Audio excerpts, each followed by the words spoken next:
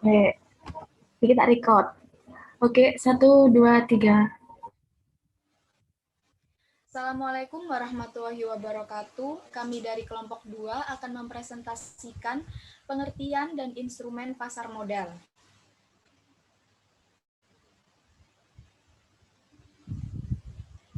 Berikut adalah nama anggota kelompok dari kelompok 2, yaitu yang pertama Rizka Aulia, yang kedua Ajeng Dewi, yang ketiga Ervina Rahayu, dan yang keempat Uut Novita. Pengertian pasar modal. Pasar modal adalah pertemuan antara pihak yang memiliki kelebihan dana dengan pihak yang membutuhkan dana dengan cara menjual belikan sekuritas. Pasar modal secara fisik bisa berwujud bursa efek. Pasar perdana. Pasar perdana terjadi pada saat perusahaan emiten menjual sekuritasnya kepada investor umum untuk pertama kalinya. Proses itu disebut dengan istilah initial public offering atau penawaran umum. Sebelum menawarkan saham di pasar perdana, perusahaan emiten sebelumnya akan mengeluarkan informasi mengenai perusahaan secara detail, disebut juga prospektus. Berikut adalah proses penawaran umum pasar perdana. Di nomor pertama yaitu profesional dan lembaga pendukung pasar modal membantu emiten menyiapkan penawaran umum. Nomor 2, emiten menyerahkan penyerahan pendaftaran kepada Bapepam. Nomor 3, pernyataan pendaftaran dinyatakan efektif oleh Bapepam. Dan yang nomor 4, emiten beserta profesional dan lembaga pendukung melakukan penawaran umum di pasar perdana. Pasar modal sekunder. Pasar sekunder adalah pasar yang terjadi setelah perdana. Proses transaksi yang terjadi tidak lagi antara emiten kepada investor, tetapi sudah antar investor. Transaksi di pasar sekunder dapat dilakukan pada dua jenis pasar. Yang pertama yaitu pasar lelang. Pasar lelang atau auction market adalah jenis pasar sekunder di mana transaksi antara pembeli dan penjual dilakukan dalam suatu proses pelelangan pada sebuah lokasi fisik di bursa melalui perantaraan broker. Pasar negosiasi. Pasar negosiasi ini terdiri dari jaringan berbagai dealer yang menciptakan pasar sendiri di luar lantai bursa bagi sekuritas dengan cara membeli dari dan menjual ke investor. Instrumen pasar modal. Sekuritas yang umumnya diperdagangkan di pasar modal adalah yang pertama, saham. Saham merupakan sebuah bukti kepemilikan nilai sebuah perusahaan. Dalam saham terbagi menjadi dua. Yang pertama yaitu saham preference, kemudian ada saham biasa. Saham preference atau preference stock merupakan satu jenis sekuritas ekuitas yang berbeda dalam beberapa hal dengan saham biasa. Dividen pada saham preferen biasanya dibayarkan dalam jumlah tetap dan tidak pernah berubah dari waktu ke waktu. Sedangkan untuk saham biasa adalah surat berharga dalam bentuk piagam atau sertifikat yang memberikan pemegangnya bukti atas hak-hak dan kewajiban menyangkut andil kepemilikan dalam hal keuntungan suatu perusahaan. Kemudian yang kedua ada obligasi. Obligasi adalah sekuritas yang memuat janji untuk memberikan pembayaran tetap menurut jadwal yang telah ditetapkan. Obligasi atau bond dikeluarkan penerbitnya sebagai surat tanda bukti hutang. Sebutan obligasi semakin dikenal dengan istilah sekuritas pendapatan tetap atau fixed income securities. Kemudian yang ketiga ada reksadana. Reksadana sendiri dapat diartikan sebagai wadah yang berisi sekumpulan sekuritas yang dikelola oleh perusahaan investasi dan dibeli oleh investor. Kemudian yang keempat, ada instrumen derivatif.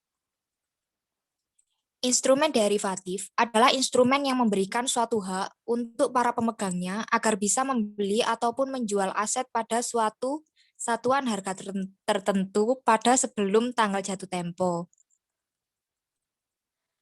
Dalam instrumen derivatif, terbagi menjadi dua opsi, yaitu waran dan opsi, kemudian ada bukti rek dan future.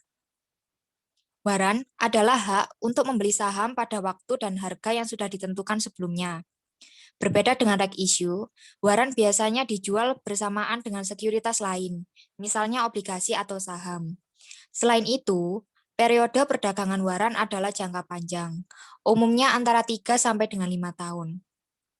Kemudian untuk opsi, merupakan hak untuk menjual atau membeli sejumlah saham tertentu pada harga yang telah ditentukan. Opsi dapat berupa call option atau put option.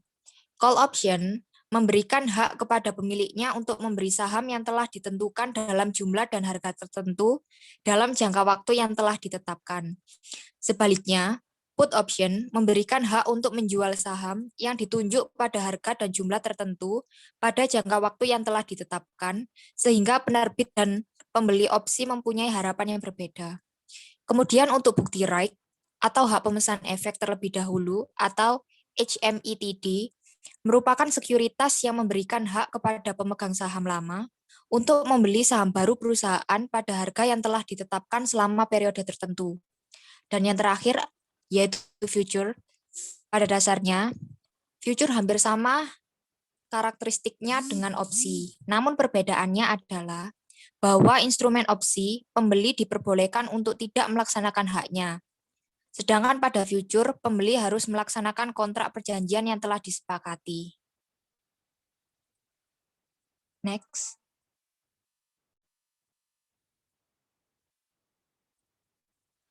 Over the counter atau OTC market. Over the counter atau OTC market merupakan pasar modal untuk perusahaan yang lebih kecil dibandingkan dengan yang terdaftar di stock exchange. Jika di stock exchange menggunakan sistem lelang, maka di OTC digunakan sistem negosiasi, yaitu harga ditentukan dengan cara negosiasi atau tawar-menawar antara investor dan dealer. Oleh karena itu, OTC market sering disebut dengan pasar negosiasi atau negotiate market. Di Indonesia, OTC market adalah bursa paralel yang didirikan pada tahun 1989. Di Amerika Serikat, OTC market yang terkenal adalah Nasdaq. Bursa Nasdaq dibagi ke dalam dua sektor, yaitu Nasdaq National Market System atau pasar nasional, dan Nasdaq Small Cap Market atau pasar kapitalisasi kecil. Sekuritas pasar nasional harus memenuhi ketentuan pencatatan yang lebih ketat dan perdagangan di pasar yang lebih likuid. Sejarah pasar modal Indonesia. Secara historis, pasar modal telah hadir jauh sebelum Indonesia merdeka. Pasar modal atau bursa efek telah hadir sejak zaman kolonial Belanda dan tepatnya pada tahun 1912 di Batavia. Pasar modal ketika itu didirikan oleh pemerintah Hindia Belanda untuk kepentingan pemerintah kolonial atau VOC.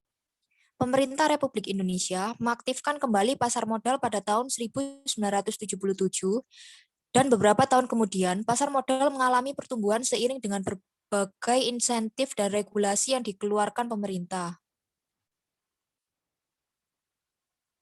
Sejarah singkat. Pada Desember 1912, bursa efek pertama di Indonesia dibentuk di Batavia oleh pemerintah Hindia Belanda. Pada tahun 1914 sampai 1918, bursa efek di Batavia ditutup selama Perang Dunia Pertama. Kemudian pada 1925 sampai 1942, bursa efek di Jakarta dibuka kembali bersama dengan bursa efek di Semarang dan Surabaya. Awal tahun 1939, karena isu politik, yaitu Perang Dunia Kedua, bursa efek di Semarang dan Surabaya ditutup. Kemudian pada tahun 1942 sampai 1952, bursa efek di Jakarta ditutup kembali selama Perang Dunia Kedua. Kemudian, pada tahun 1956, program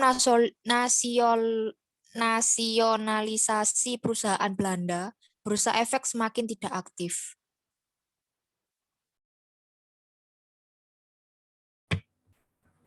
Selanjutnya, pada tahun 1956 sampai 1977, perdagangan di Bursa Efek vakum. Pada tanggal 10 Agustus 1977, Bursa Efek diresmikan kembali oleh Presiden Soeharto. Bursa Efek Jakarta dijalankan di bawah Bapepam. Pengaktifan kembali pasar modal ini juga ditandai dengan go publik PT Semen Cibinong sebagai emiten pertama. Pada tahun 1977 sampai 1987, perdagangan di Bursa Efek sangat lesu. Jumlah emiten hingga 1987 baru mencapai 24. Masyarakat lebih memilih instrumen perbankan dibandingkan instrumen pasar modal. Pada tahun 1987, ditandai dengan hadirnya paket Desember, Pakdes 87, yang memberikan kemudahan bagi perusahaan untuk melakukan penawaran umum dan investor asing menanamkan modal di Indonesia. Pada tahun 1988 sampai 90, paket diregulasi di bidang perbankan dan pasar modal diluncurkan. Pintu Bursa Efek Jakarta terbuka untuk asing. Aktivitas bursa terlihat meningkat. Pada tahun 1988, pada tanggal 2 Juni, Bursa Paralel Indonesia mulai beroperasi dan dikelola oleh Persatuan Perdagangan Uang dan Efek. Sedangkan organisasinya terdiri dari broker dan dealer. Pada tahun 1988, pada bulan Desember, pemerintah mengeluarkan paket Desember 88 yang memberikan kemudahan perusahaan untuk go publik dan beberapa kebijakan lain yang positif bagi pertumbuhan pasar modal di Indonesia.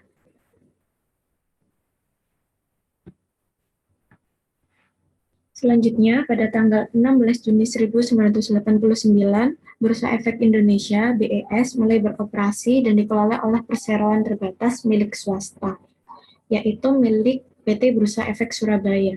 Pada tanggal 13 Juli 1992, swastanisasi BEJ, Bapepam berubah menjadi Badan Pengawas Pasar Modal. Tanggal ini diperingati sebagai Hari Ulang Tahun BEJ. Pada tanggal 21 Desember 1993, pendirian PT Pemeringkat Efek Indonesia atau Pevindo. Pada tanggal 22 Mei 1995,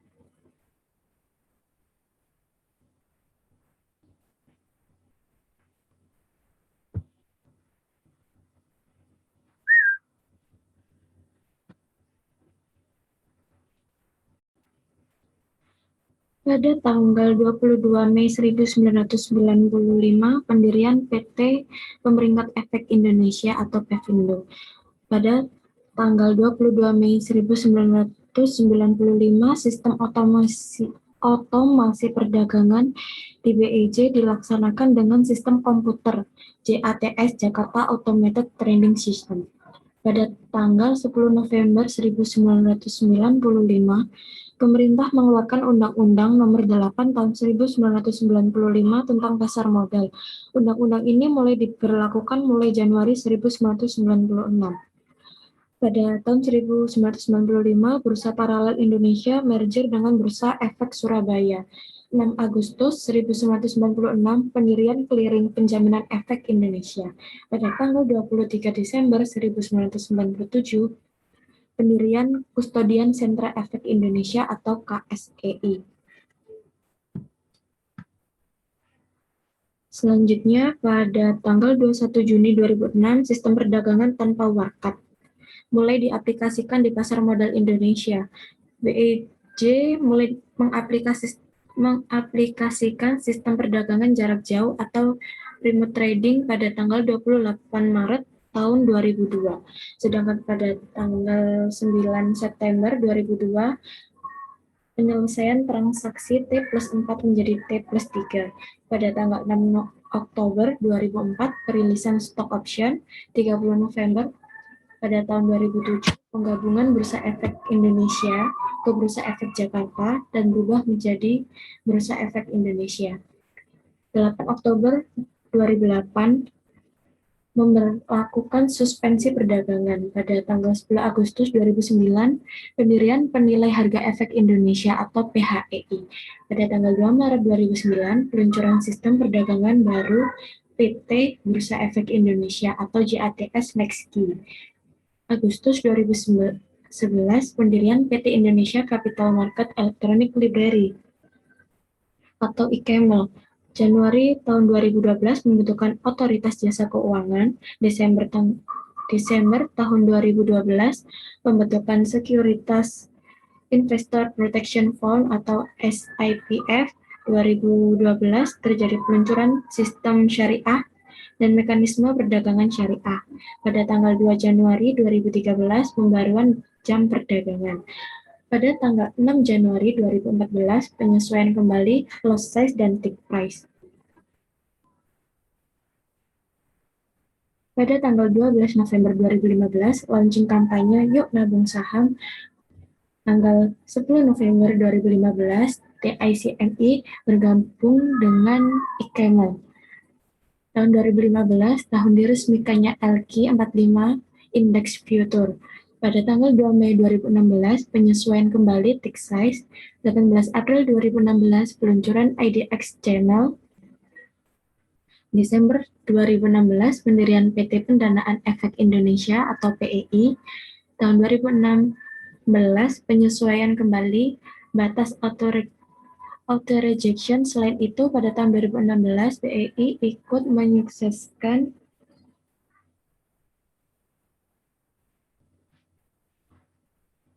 Public Information Center.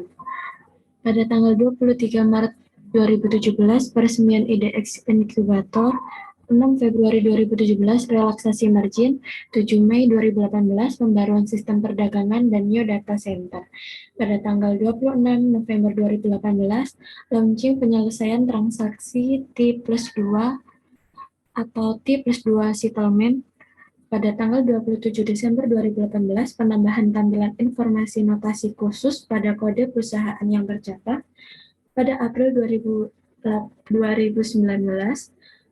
PT Pendanaan Efek Indonesia atau PEI mendapatkan izin operasional dari OJK.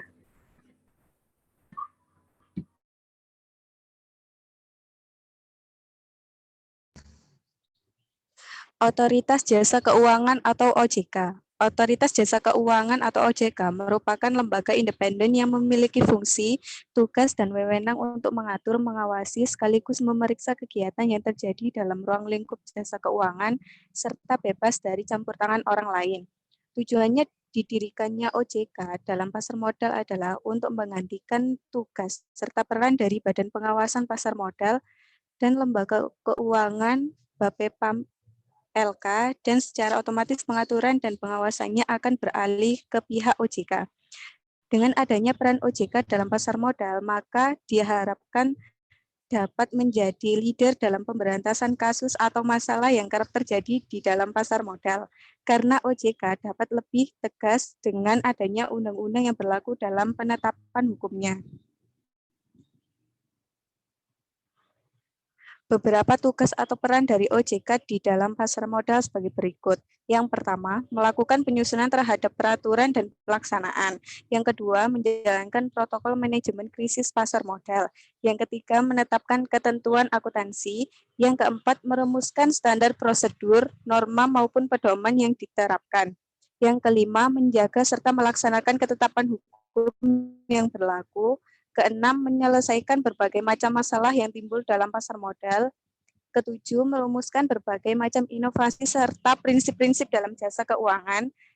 8, melakukan pengawasan serta pembinaan terhadap pihak yang bersangkutan dengan OJK.